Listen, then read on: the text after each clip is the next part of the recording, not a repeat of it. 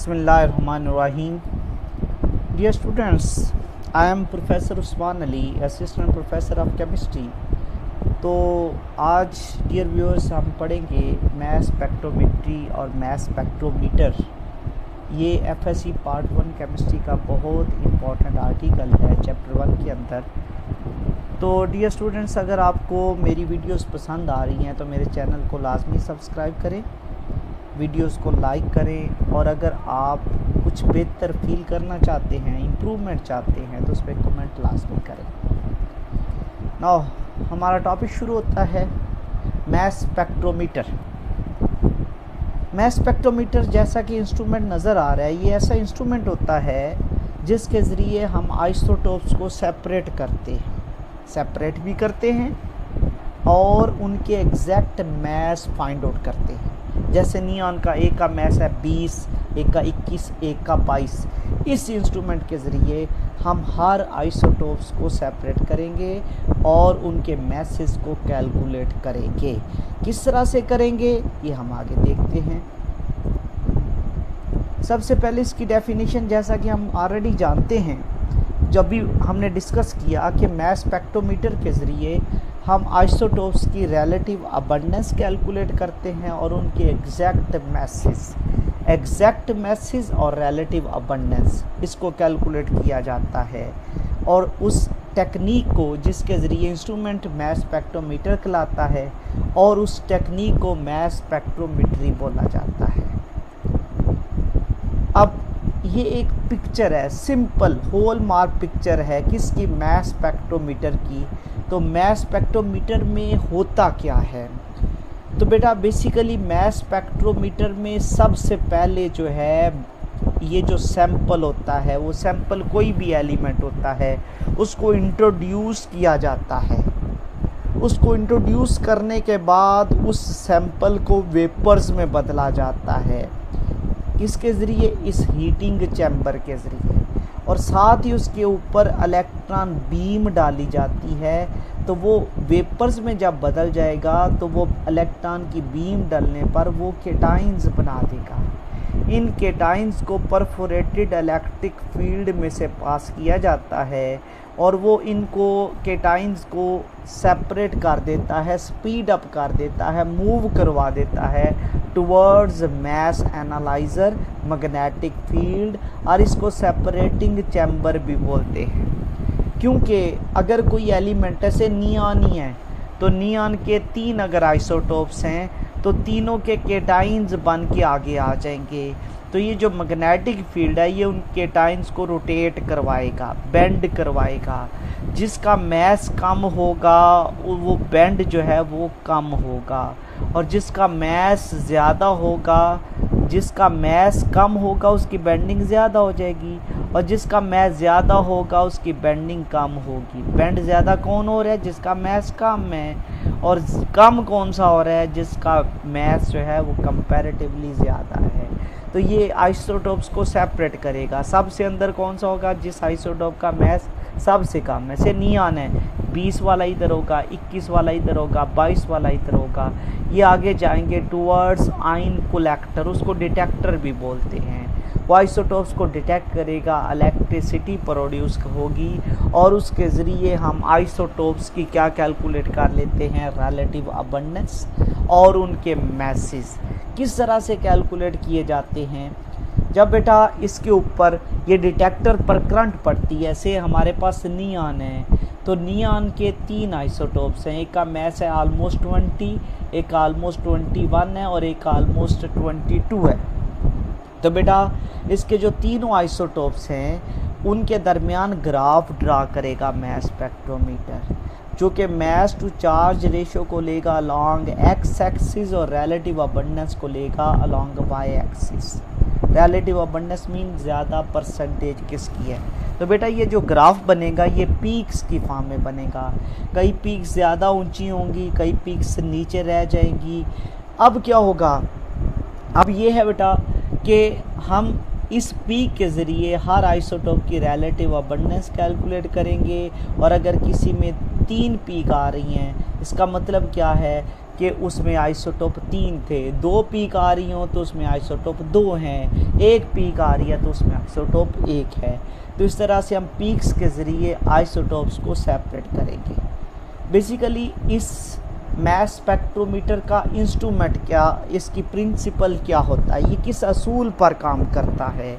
जैसे कि हमने सबसे पहले इसकी इंस्ट्रूमेंटेशन शुरू में थोड़ी सी देखी, उसमें हमने ये देखा कि सबसे पहले सैंपल को क्या किया जाता है, वेपर बनाए जाते हैं, फिर उसको आयोनाइज किया जाता है हाई एनर्जी आइंस के ज़रिए, हाई एनर्जी इलेक्ट्रॉन्स के ज़रिए, उससे पॉजिटिव आइंस बन जाते हैं। उन पॉजिटिव आइंस को मैस टू चार्ज रेशो की बिना पर सेपरेट किया जाता है और ग्राफ ड्रा किया जाता है। ग्राफ कैसे बनाया जाता है अभी हमने देखा, जिसमें m/e charge to mass ratio को x एक्सिस पर लिया जाता है और रिलेटिव अबंडेंस को अलॉन्ग y एक्सिस। तो ये क्या बन जाता है, प्रिंसिपल किसका, मैस स्पेक्ट्रोमीटर का। तो अब इसको सुन लें, the substance whose isotopes are to be separated are identified is firstly volatilized, सबसे पहले उसको वोलाटिलाइज करेंगे, then ionise with a beam of fast electron, this will produce positive ions, जो पॉजिटिव आइंस बन जाएंगे। उन पॉजिटिव आइंस को हम सेपरेट करेंगे on the basis of m/e mass to charge ratio के बिना पर, और फिर हम ग्राफ ड्रा करेंगे। ग्राफ में क्या होता है, m/e को लिया जाता है लॉन्ग x एक्सिस और रिलेटिव अबंडेंस को लॉन्ग y एक्सिस। इस ग्राफ को मैस स्पेक्ट्रा भी बोलते हैं। This is principle of mass spectrometer, और इसमें क्वेश्चन भी आता है, what is the principle of mass spectrometer. अब what are the types of mass spectrometer. Mass spectrometer की 2 टाइप्स हैं, एक है ऑस्टन, ये पुराने वाला था, एक है डैम्स्टर। ऑस्टन क्या था, ये ऐसा मैस स्पेक्ट्रोमीटर था जो कि डिज़ाइन किया गया था उन आइसोटोप के लिए जो कि गैसियस या लिक्विड फॉर्म में होते हैं, और ऑस्टन जो है ये आइसोटोप्स को सेपरेट करता है on the basis of their atomic masses. और बेसिकली इसमें वोलाटिलाइजेशन चैम्बर नहीं है। क्यों नहीं है, क्योंकि इसमें ऑलरेडी आइसोटोप गैसियस या लिक्विड फॉर्म में होते थे, तो उसको वेपर्स में बदलना मुश्किल नहीं होता था, इसमें वोलाटिलाइजेशन चैम्बर एब्सेंट था। तो दूसरी जो टाइप है that is called as Dempster mass spectrometer. तो डैम्स्टर मैस स्पेक्ट्रोमीटर जो है ये डिज़ाइन किया गया है एलिमेंट्स के लिए जो कि सॉलिड फॉर्म में होते हैं, और ये आइसोटोप्स को सेपरेट करता है। वो एटॉमिक मैस की बेस पर करता था, ये मैस टू चार्ज रेशियो की बिना पर करता है। उसमें वोलाटिलाइजेशन चैम्बर एब्सेंट था, इसमें वोलाटिलाइजेशन चैम्बर जो है वो प्रेजेंट होता है। तो अगर आ जाए differentiate between Aston and Dempster mass spectrometer, तो बेटा आपको ऑस्टन और डैम्स्टर मैस स्पेक्ट्रोमीटर में डिफरेंस आना चाहिए। अब ये जो पिक्चर है ये ऑस्टन मैस स्पेक्ट्रोमीटर की है, ये ओल्डर टेक्निक थी, पुराने वाला था। और ये जो पिक्चर है ये डैम्स्टर मैस स्पेक्ट्रोमीटर की है जो कि लेटेस्ट है, नए वाला है। कंस्ट्रक्शन एंड वर्किंग, अभी तक हमने प्रिंसिपल पढ़ लिया, टाइप्स पढ़ ली, मैस स्पेक्ट्रोमीटर किस तरह से काम करता है। डेफिनेटली जैसे कि हमने पहले पिक्चर्स में देखा था कि सबसे पहले कौन सा चैम्बर होता है, उसको बोलते हैं वेपोराइजेशन चैम्बर। वेपर्स बनाए जाते हैं। वेपर्स बनाने के लिए क्या किया जाता है, उसके लिए वो जो सब्सटेंस, जो एलिमेंट जिसके आइसोटोप्स आपने सेपरेट करने हैं उसको हीट अप किया जाता है हॉट फिलामेंट के ज़रिए। और कितना प्रेशर करना है, reduced pressure 10⁻⁻⁶ to 10⁻⁻⁷ torr. Reduced pressure क्यों करना है, ताकि बॉइलिंग पॉइंट कम हो जाए, इजीली वेपर्स में बदल जाए। तो बेटा हीटिंग फिलामेंट के ज़रिए सब्सटेंस को लो प्रेशर पर हीट करेंगे, जल्दी वो वेपर्स में बदल जाएगा। तो कोई भी एलिमेंट चाहे वो सॉलिड फॉर्म में हो, लिक्विड फॉर्म में हो, गैसियस फॉर्म को वोलाटिलाइज करने की ज़रूरत नहीं होती, तो लिक्विड और सॉलिड फॉर्म को वोलाटिलाइज करने की ज़रूरत होती है, उनको वोलाटिलाइज कर लेना है। ये पहला चैम्बर होता है। अब दूसरा जो चैम्बर होता है वो आयोनाइजेशन चैम्बर होता है। आयोनाइजेशन चैम्बर में क्या होती है, बीम ऑफ फास्ट इलेक्ट्रॉन्स होते हैं, और बीम ऑफ फास्ट इलेक्ट्रॉन्स क्या करते हैं, वो बेसिकली एलिमेंट्स के आइसोटोप्स गैसियस फॉर्म में आ चुके हैं, उनके ऊपर बीम ऑफ फास्ट इलेक्ट्रॉन डलती है, उससे जो आपके पास वेपर्स बने हुए हैं न्यूट्रल एटम्स के आइसोटोप्स के, उनमें से इलेक्ट्रॉन इजेक्ट हो जाते हैं बीम ऑफ फास्ट इलेक्ट्रॉन के ज़रिए, तो उनके गैसियस पॉजिटिव आइंस बन जाते हैं सारे आइसोटोप्स के। जैसे नियॉन है तो नियॉन 20 का भी पॉजिटिव आइन बन जाएगा, 21 वाले का भी, 22 वाले का भी। हर आइसोटोप की मास टू चार्ज रेशियो अलग अलग है। क्लियर हो गया? Different isotopes of same elements have different masses and different m/e। अगर मैस अलग अलग है तो m/e भी अलग अलग है। चार्ज लेकिन सब पर क्या होगा, सेम होगा, मैस अलग अलग होगा। से नियॉन है तो 20 वाला लेता होगा, 21 वाला लेता होगा, 22 जिसके अंदर आइसोटोप्स को सेपरेट किया जाता है। बेसिकली उनके केटाइंस जो हैं वो बनाए जाते हैं high energy beam of electrons के ज़रिए। अब अगला जो है, जब केटाइंस बन जाएंगे सारे आइसोटोप्स के, इन आइसोटोप्स को परफोरेटेड मसामदार सुराखदार इलेक्ट्रिक फील्ड में से पास करते हैं और उसका वोल्टेज हाई वोल्टेज होता है, 500 to 2000 वोल्ट अप्लाई किया जाता है, जिसके ज़रिए क्या होता है, परफोरेटेड प्लेट्स होती हैं, उस पर नेगेटिव चार्ज होता है। क्योंकि नेगेटिव चार्ज है और केटाइंस ऑफ आइसोटोप्स के ऊपर पॉजिटिव चार्ज होता है, तो वो बेटा जब इसकी स्लिट्स में से, इसके सुराखों में से पास होते हैं, दे गेट एक्सेलरेटेड। इस वजह से इलेक्ट्रिक फील्ड को हम एक्सेलरेटिंग चैम्बर भी बोलते हैं। क्या करता है, इसको फोर्स के ज़रिए मूव करवाता है केटाइंस को, किसकी सिमत, टुवर्ड्स मैग्नेटिक फील्ड। अब थोड़ा सा जो हमने अभी तक पढ़ा है उसको हम समराइज़ थोड़ा सा कर लेते हैं। बेसिकली क्या होता है, सैंपल इंट्रोड्यूस करवाया जाता है, सैंपल से आगे क्या होता है, वेपोराइजेशन चैम्बर, वो वेपर्स बनाता है। कैसे, उसमें हीटिंग कॉइल लगी होती हैं, हीटिंग कॉइल्स में से जब गुजरते आगे स्लिट है, तो स्लिट में से आइसोटोप्स के क्या ले गैसियस फॉर्म में वो आगे आते हैं। से एक गैस का ये मॉलिक्यूल है, वो नियॉन का भी हो सकता है, उसमें सारे आइसोटोप्स हैं। आगे जो है वो आयोनाइजेशन चैम्बर लगा हुआ है। आयोनाइजेशन चैम्बर क्या करता है, गैसों के मॉलिक्यूल्स में से इजेक्ट करवा देता है इलेक्ट्रॉन, उनके केटाइंस बन जाते हैं। से आपके पास नियॉन था तो उसके 3 आइसोटोप्स थे, M1, M2, M3। हम ये कहते हैं कि ये बेसिकली कौन सा, ये सबसे कम मैस वाला है, वो सबसे अंदर चला गया, सबसे ज़्यादा मैस वाला वो सबसे दूर है। तो हम कहते हैं कि इस तरह से आइसोटोप्स जो हैं ये इलेक्ट्रिक फील्ड में से यहाँ पर केटाइंस बन गए, ये इलेक्ट्रॉन गन के ज़रिए, बीम ऑफ फास्ट इलेक्ट्रॉन के ज़रिए इन केटाइंस को परफोरेटेड इलेक्ट्रिक फील्ड में से गुजारा जाता है। वो एक्सेलरेटिंग चैम्बर है, वो इलेक्ट्रिक फील्ड होता है, उसका हाई वोल्टेज होता है, उस पर नेगेटिव चार्ज होता है। तो बेटा जो केटाइंस बने हुए हैं आइसोटोप्स के, जब इसमें से पास होंगे वो स्पीड अप हो जाएंगे, तो आगे स्लिट में से गुजार के वो किस में जाएंगे, मैग्नेटिक फील्ड में। अब सारे आइसोटोप्स इकट्ठे जा रहे हैं, तो जब वो मैग्नेटिक फील्ड में जाएंगे वो उनको सर्कुलर पाथ में रोटेट कर देगा। वो सर्कुलर पाथ में जब रोटेट करेगा, जिसका मैस सबसे कम है वो सबसे अंदर होगा, जिसका मैस सबसे ज़्यादा है वो सबसे दूर होगा।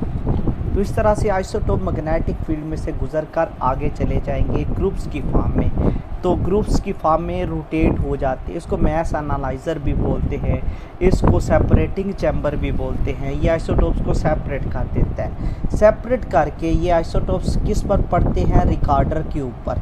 और रिकॉर्डर क्या करता है, रिकॉर्डर से पहले वाला पड़ा तो उसके हिसाब से इलेक्ट्रिसिटी पैदा होगी, फिर दूसरे के हिसाब से, फिर तीसरे के हिसाब से, हर एक के हिसाब से इसके अंदर क्या हो जाती है, इलेक्ट्रिसिटी पैदा हो जाती है।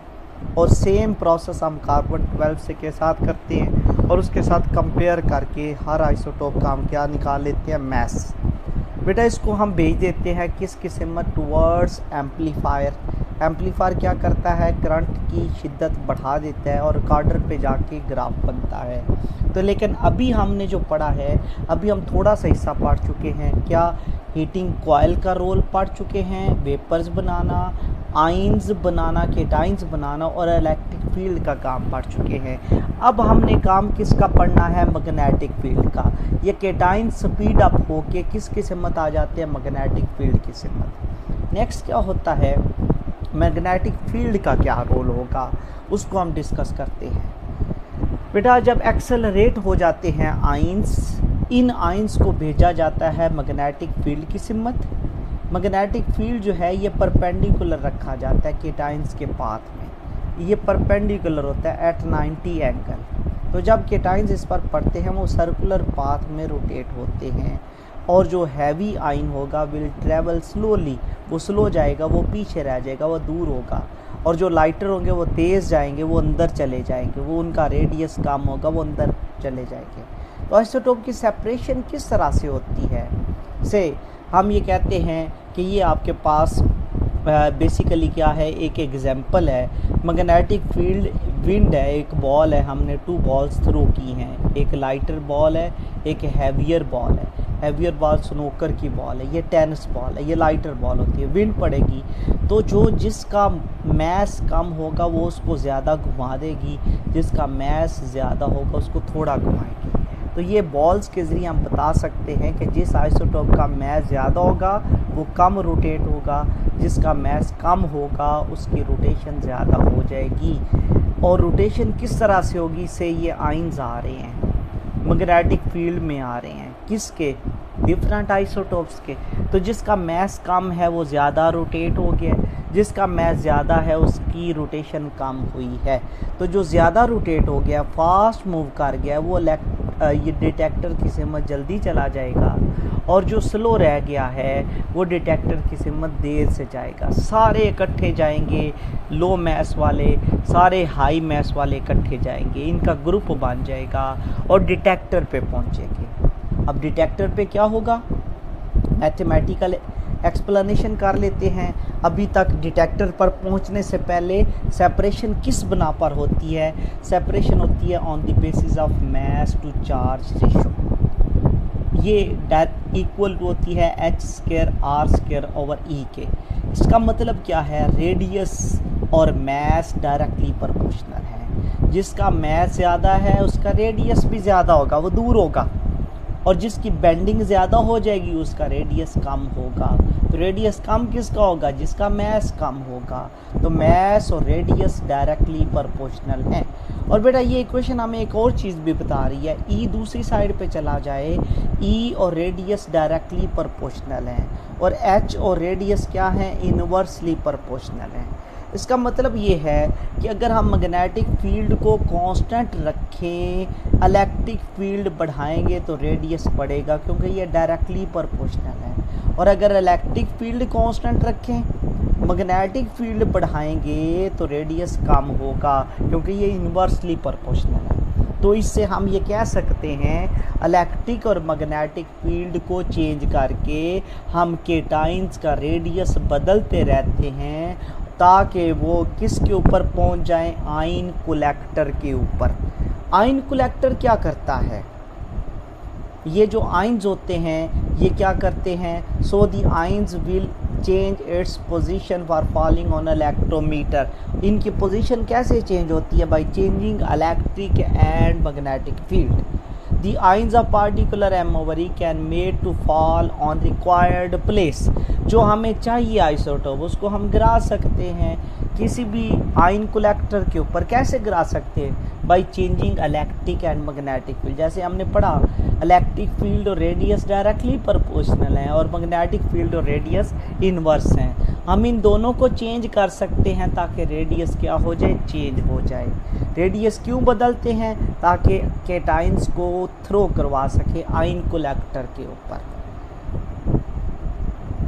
आयन कलेक्टर क्या होता है, आयन कलेक्टर बेसिकली रिकॉर्डर भी बोलते हैं, इलेक्ट्रोमीटर भी बोला जाता है। इसके ऊपर बेसिकली नेगेटिव चार्ज होता है। जैसे ही इसके ऊपर केटाइंस पड़ते हैं केटाइंस इसके ऊपर पड़ेंगे तो डेफिनेटली इसके ऊपर नेगेटिव चार्ज था, ये न्यूट्रलाइज होता है। ये दो काम करता है, नंबर 1 ये केटाइंस को कलेक्ट करेगा और नंबर 2 इसमें माइनर करंट पैदा होगी, और जो आइसोटोप ज़्यादा होगा उसकी करंट ज़्यादा होगी, और जो आइसोटोप लेस अबंडेंट होगा उसकी करंट की इंटेंसिटी कम होगी। करंट की इंटेंसिटी हमें बताएगी कौन ज़्यादा है कौन कम है।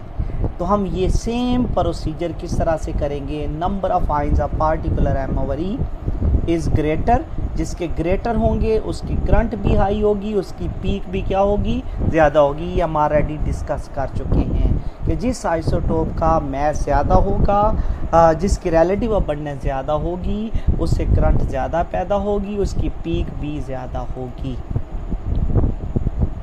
अब नेक्स्ट जो है वो है कंपैरिजन विद कार्बन 12। डेफिनेटली हम किसी भी एटम का मास डायरेक्ट नहीं निकाल सकते, तो हम ये सेम प्रोसीजर किसके साथ करेंगे, कार्बन 12 के साथ। और कार्बन 12 के साथ भी हम क्या करेंगे, उसको वेपर्स में बदलेंगे और उससे भी करंट देखेंगे और उसकी करंट को आइसोटोप से कंपेयर करेंगे, तो हर आइसोटोप का एग्जैक्ट मास फाइंड आउट हो जाएगा। ये तो थी ओल्ड टेक्निक। कुछ मॉडर्न टेक्निक्स के अंदर क्या किए जाते हैं, ये जो आपके पास रिकॉर्डर थे या सॉरी इलेक्ट्रोमीटर थे, डिटेक्टर थे, आयन कलेक्टर थे, उनके आगे एम्पलीफायर जोड़ा जाता है। एम्पलीफायर क्या काम करता है, ये इलेक्ट्रिसिटी की इंटेंसिटी बढ़ा देता है। और उसके बाद क्या होता है, रिकॉर्डर होता है, और रिकॉर्डर क्या करता है, ग्राफ ड्रा करता है। और ग्राफ किस तरह से होता है, m over e along x axis और relative abundance along y axis. तो बेटा जो ग्राफ बनता है उसमें मास टू चार्ज रेशियो होती है अलॉन्ग एक्स एक्सिस और रिलेटिव अबंडेंस होती है अलॉन्ग वाई एक्सिस। ये कौन बनाता है, रिकॉर्डर। और रिकॉर्डर क्या होता है, कंप्यूटर। और ये कब बनाएगा, जब इसको करंट मिलेगी, किससे, आयन कलेक्टर से, डिटेक्टर से, क्या होकर, एम्पलीफाइड होकर। से नियॉन है तो नियॉन के 3 आइसोटोप हैं, हर आइसोटोप की पी का साइज़ डिफरेंट होगा। जिसका मास 20 है उसकी रिलेटिव अबंडेंस इतनी है, 21 वाले की इतनी है, 22 वाले की इतनी है, तो हर एक की रिलेटिव अबंडेंस हम कैलकुलेट कर लेंगे। बेटा कुछ अदर टेक्निक्स भी इस्तेमाल होती हैं आइसोटोप्स को सेपरेट करने के लिए। उसमें है gaseous diffusion, thermal diffusion, distillation है, अल्ट्रा सेंट्रीफ्यूज है, इलेक्ट्रोमैग्नेटिक सेपरेशन है और लेज़र सेपरेशन है। क्योंकि ये जो मास स्पेक्ट्रोमेट्री की टेक्निक है इसके अंदर हम क्या पढ़ते हैं, इसमें इलेक्ट्रिक और मैग्नेटिक फील्ड का रोल ही पढ़ते हैं, इस वजह से ये इलेक्ट्रोमैग्नेटिक सेपरेशन टेक्निक ली जाती है। अब एक शॉर्ट सी वीडियो हम डिस्कस करेंगे, एनिमेटेड वीडियो है मास स्पेक्ट्रोमीटर की, इसको हम देखते हैं मास स्पेक्ट्रोमीटर वर्क किस तरह से करता है। बेसिकली मास स्पेक्ट्रोमीटर जो है ये ऐसा इंस्ट्रूमेंट है कि जिसके अंदर क्या होगा, लेट्स सी व्हाट हैपन्स। इसके अंदर पहली स्लिट होती है, स्लिट बी होती है, स्लिट सी होती है, स्लिट डी होती है और स्लिट ई होती है।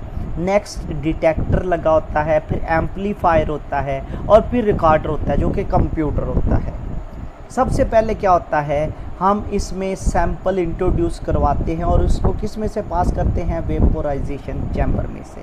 फिर क्या होता है, आयोनाइजेशन चैम्बर होता है और उसके बाद क्या होता है, आयन एक्सेलरेशन चैम्बर होता है जो कि इलेक्ट्रिक फील्ड भी गिना जाता है। फिर सेपरेशन चैम्बर होता है जिसको मास एनालाइज़र भी बोलते हैं, वो जो कि मैग्नेटिक फील्ड होता है।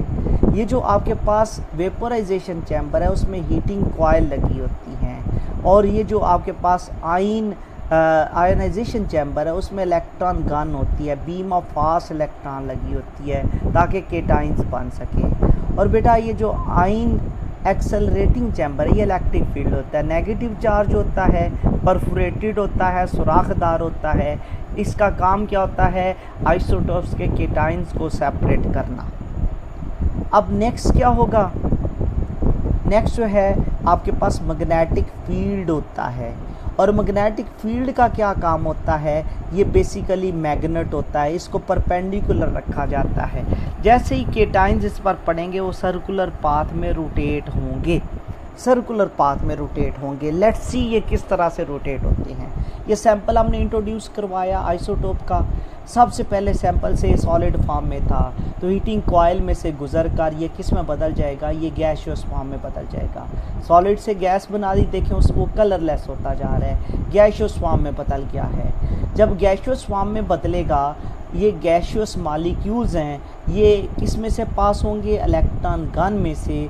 और इलेक्ट्रॉन गन क्या करेगी, ये गैसों के मॉलिक्यूल्स में से इलेक्ट्रॉन इजेक्ट कर देंगे और क्या होगा, उनके केटाइंस बन जाएंगे, आइसोटोप्स के केटाइंस बन जाएंगे। इन केटाइंस को अब आगे क्या किया जाएगा, इन केटाइंस को मूव करवाया जाएगा किसकी हिम्मत, टूवर्ड्स आयनाइजेशन चैम्बर जो है, इस पर वोल्टेज कितना होता है 500 to 2000 वोल्ट जो है ये इलेक्ट्रिक फील्ड पे अप्लाई होता है। ये इलेक्ट्रॉन गन जो है ये बेसिकली हाई एनर्जी होती है, ये 20 इलेक्ट्रॉन वोल्ट होती है। तो बेटा इनको पास किया जाता है इलेक्ट्रिक फील्ड में से जो कि परफोरेटेड था, सारे केटाइंस ये इसमें से गुजर कर स्पीड अप हो जाएंगे, तेज़ी से गुजरेंगे। 500 to 2000 वोल्ट है, हाई वोल्टेज है, परफोरेटेड है, नेगेटिव चार्ज है। केटाइंस जब इसमें से गुजरेंगे, स्लिट में से पास होंगे, तो इन्होंने मैग्नेटिक फील्ड में जाना है। मैग्नेटिक फील्ड क्या करेगा, इनको रोटेट करवाएगा। किस तरह से रोटेट करवाएगा, सर्कुलर पाथ में। देखिए सर्कुलर पाथ में रोटेट करवा रहा है। सबसे अंदर कौन सा है, ये सबसे ज़्यादा रोटेट कौन सा कर गया है, जिसका मैस सबसे कम था। और सबसे पीछे कौन सा आ रहा है, जिसका मैस सबसे ज़्यादा है। तो बेसिकली ये रोटेशन हुई है, सबसे कम मैस वाला आगे आया है, फिर उसके बाद ज़्यादा मैस वाला, फिर उसके बाद उससे ज़्यादा मैस वाला। डिटेक्टर में से गुजरा, करंट एम्पलीफाई हुई और वो पहुंच गई रिकॉर्डर में। और रिकॉर्डर क्या करेगा, ये ग्राफ बनाना शुरू कर देता है। M/E को लेता है अलॉन्ग एक्स एक्सिस और रिलेटिव अबंडेंस को लेता है अलॉन्ग वाई एक्सिस।